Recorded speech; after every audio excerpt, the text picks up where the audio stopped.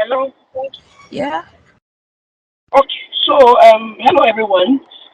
Um, One thing that stands out in this habit five is the fact that the listening to people and projecting our own autobiography on them is something that is like a default for all of us, and that really stood out loudly to me. I could relate with that as a parent when your child comes to you and they're trying to talk to you without even hearing them. You are already offering them advice from your own experience, and pretty much the way we communicate is basically listening with the ear to offer help and advice without necessarily listening to understand and relate to what the person is going through. And that actually affects our communication. I could see that play out in my own life. And it was profound when I saw it in the book that is how we all are programmed. Like it's our natural default. And what does that tell me? That tells me that if I must listen empathically, I would have to make it intentional.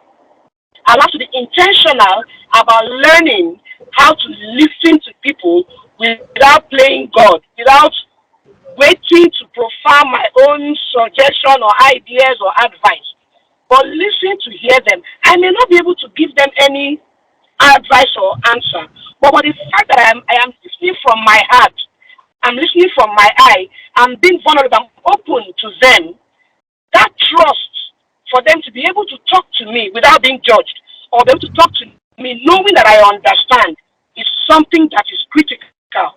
And it's something I am actually trying to also imbibe and learn when I communicate to people. I just thought to highlight that.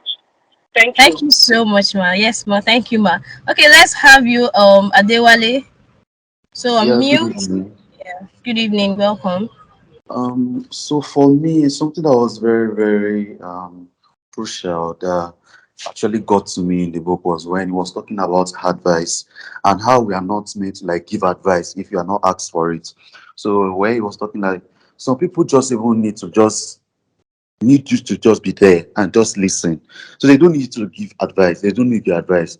Sometimes even when they are even like venting and saying whatever they feel inside, most times they find solutions to what they are even complaining about.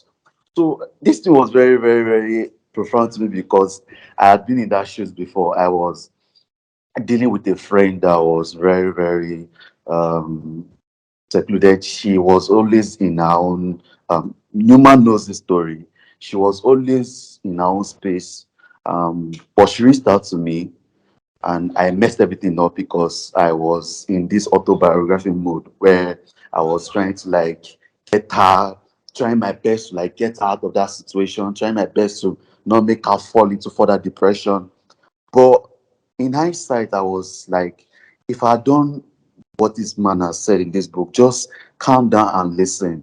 I have not been there. In fact, my own is even worse. I've not been there. I've not been in that kind of depression. So why Yeah. would I even want to be giving advice? So I'm even the last person that should be giving advice on that particular subject matter. But I felt the need to like help a friend. I felt the need to I need to do something. If not, she'll kill herself. I need to do something. If not knowing that I'm even worsening the matter.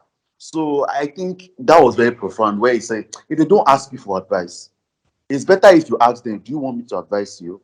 But if they don't ask for your advice, just listen and listen attentively.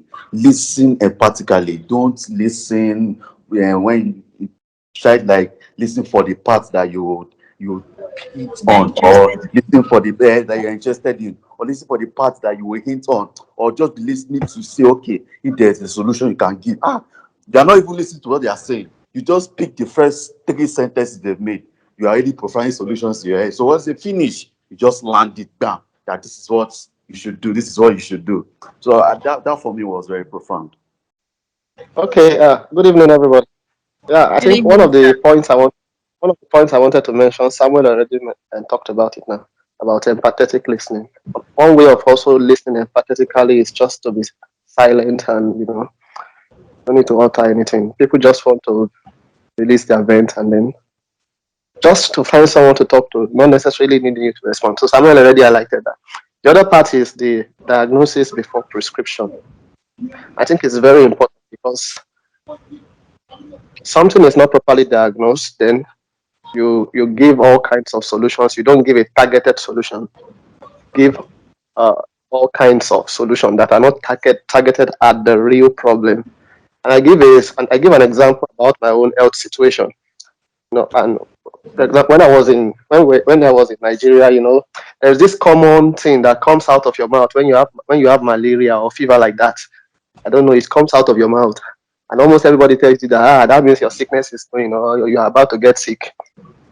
And then it comes out like that almost every time. You go to the doctor just gives you something without diagnosing. It was not until I got here and I went to the hospital that they diagnosed it and saw that it was actually herpes. It's not something common.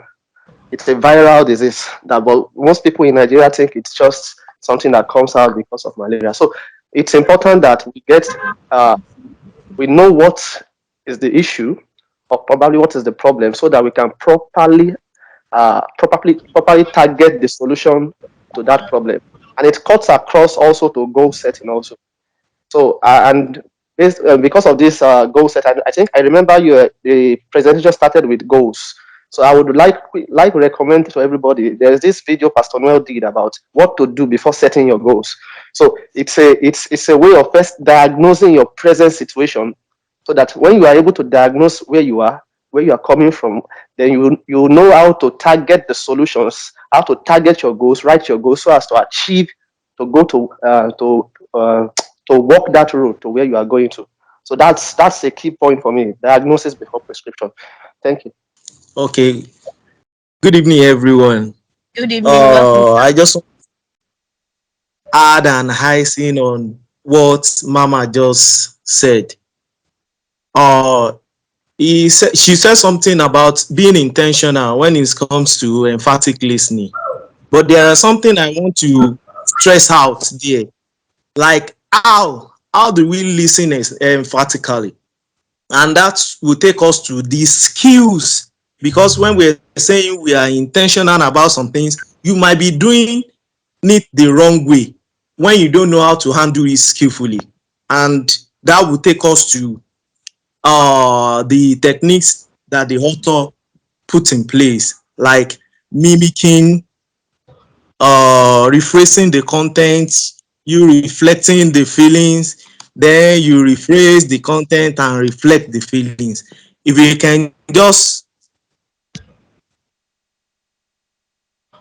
can just follow this step-by-step guide, I think our intentionality will yield greatly. So that's just my contribution. Like how, if you are intentional, we might be intentional and handling it in a very wrong way. But if we can just follow the skills that the author prescribed, I think we will have a very good result. Thank you so much. Okay, so I'll just like to read out some of the contributions I see here. So listening shows affection and sense of responsibility. Yeah, hearing tells you that someone is talking, but listening tells you what the person is saying. That's from Coach Oleda. Thank you. Practical listening is very key.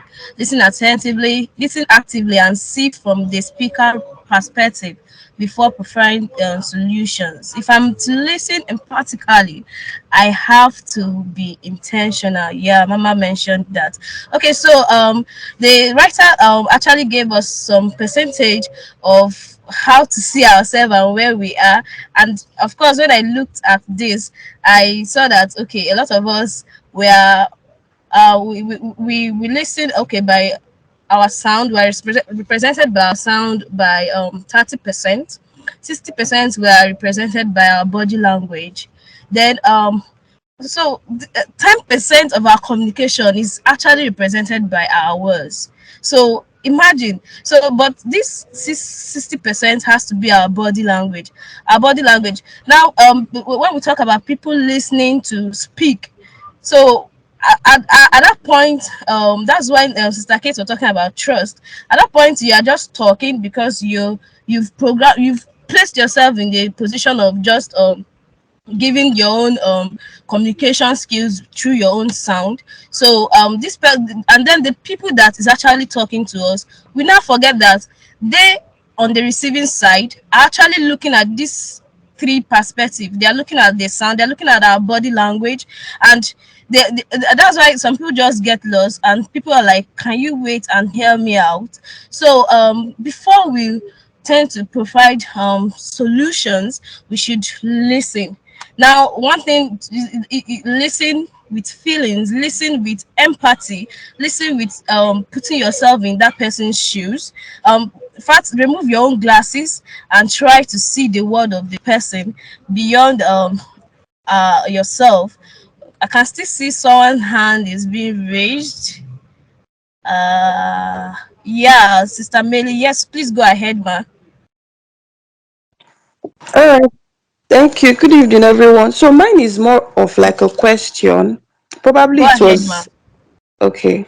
So, but the writer talked about how that you become vulnerable when you're listening empathically and how you open up yourself. So, my question is, how are you able to really understand people even when you've gone through such situations, and then you don't also give your autobiography when you're explaining? Let me give an example. For example, you've lost a loved one before, and you're speaking to someone that is explaining to you that see the way I feel, I lost someone. So how do I get the person to understand that I've actually been here before without talking about my own experience? So that's my question. Okay.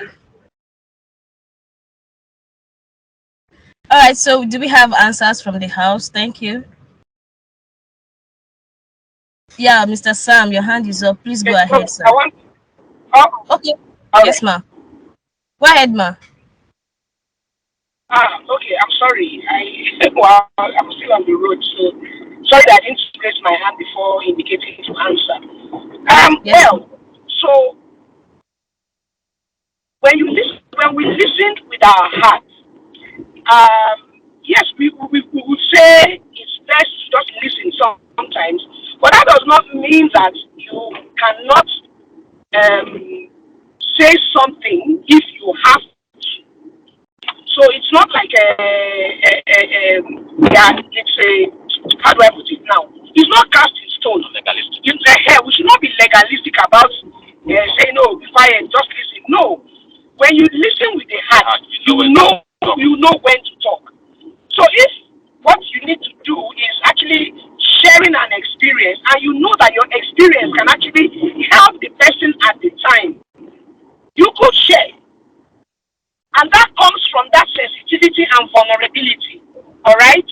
So you are not just saying, oh, don't grieve, you don't need to cry over this too much. You're not the only person that has lost someone. Me too, I have lost someone too. No. But if you come from the angle of, oh, I know how you feel, I've been there. I know how you feel, I know how painful this can be. You know, that would or could be soothing to that person at that time. So yes, when we listen empathically and listen with our heart, we will know when to speak. So we should just be open, be vulnerable, and be dynamic about this.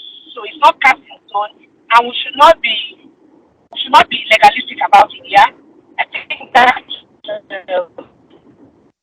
Yeah. I Okay. don't know Thank if you, that ma. helps. Yes, ma. Yeah. Okay. So we still have two people's hands up. So and our time is already fast spent. So just give a minute to each person. So Mr. Sam, please go ahead. 1 minute, please. Mr. Sam Corey, please go ahead, sir. Sorry. I'm sorry. I've been talking, but I was muted. I didn't know that. Okay, Uh, sir. so, in response to what she asked about having an experience to share and at the same time not having to bring that autobiography on the person, I believe that the issue I've seen with many people who tend to advise is that they believe that they understand you because they have a similar experience. And that is why you hear someone tell you that, okay, I've been there before, and wants to tell you their experience. But with my own observation, you may be in a similar experience, but you can never be an experience that someone else have been in before. The experience may look alike in some area, but it is never the same thing. So we shouldn't be in a rush to even bring up that experience. At least get the perspective of the person first and see where that your own experience, the few areas where it can match, but no two experiences in this whole world can be exactly alike. And once you have that in mind, you will not be too fast to want to bring your experience to advise people when they are having issues to discuss with you. Thank you very much. Thank you very much, sir, for that contribution. Okay, Coach Wale Dada, 1 minute for you. Okay, thank you very much. Just what I want to add, as I mentioned earlier, let us not be in a rush to talk. Rushing means you are listening to talk, to react, to respond, not listening to understand, which is actually what this habit 5 is telling us. If we don't listen to understand, then we'll be quick to share the autobiography. Even the person will be lost. And you will be, I don't know if we have been in a situation that the person will be shouting, telling you, listen, listen. When someone had to be you are in a conversation and the person is telling you that, then just get back. Know that you are off key. You don't need to be shouted at. You don't need to rush to talk. The person that comes to you to ask you question, to share with you, sometimes it doesn't need, this man talks about our body language, how you accept the person, how you reason along with the person. Sometimes it's just a little question. Sometimes, even in our coaching system, we talk about it that you ask question, you keep asking, you keep discussing with the person until you reach a reasonable decision. Not that you immediately the person shares with you, you have started giving your own suggestion. Bam, you have started cutting it. It's like using a wrong formula to solve mathematics. It's not going to work. So let's learn to listen to understand before we react. Thank you very much.